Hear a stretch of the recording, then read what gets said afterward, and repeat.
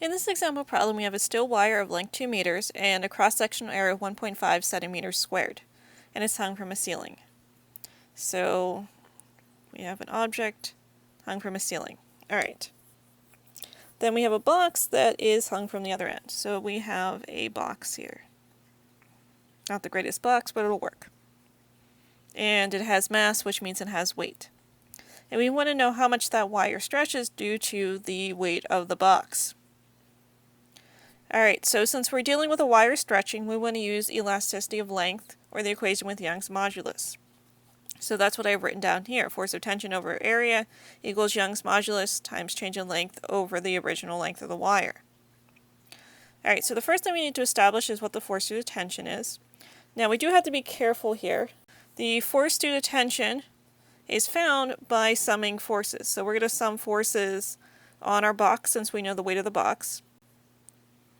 So we're going to have a force due to the gravity down from the box, and the box is going to experience a force due to the tension upward due to the wire attached to it. So I have force due to tension minus the weight of the box equals mass times acceleration in the y direction. Now, in this case, we're dealing with a static situation, so acceleration is 0. So the force due to tension is simply going to equal the weight.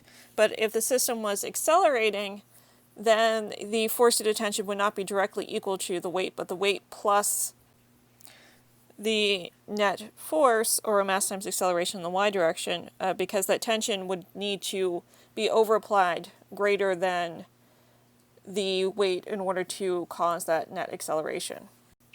Alright, so that's what you see I plugged in here, because remember weight is m times g, so I have mass times 9.8 meters per second squared. So that would give me 98 newtons. Alright, now we need to plug in the area. Now we do have to be careful with this conversion. We're in centimeters squared. So we have to be careful. That's really a centimeter times a centimeter, so I'm going to rewrite that. So in order to do this conversion properly, I need to convert first 1 centimeter into meters, and then I need to convert the second centimeter into meters, so that my units are meters squared. So that's why over here you see a 10 to the minus 4 rather than a 10 to the minus 2, because I had to divide by 100 twice. And then we need to look up the Young's modulus for steel from the table in the textbook. I plugged in down here the length of the wire, and I'm solving for the change in length. So my change in length is 6.53 times 10 to the minus 6 meters. So this change in length is only really significant when you have a massive object applying that tension. Otherwise the stretch is going to be so minuscule you really wouldn't notice it, like you see here where it's 10 to the minus 6.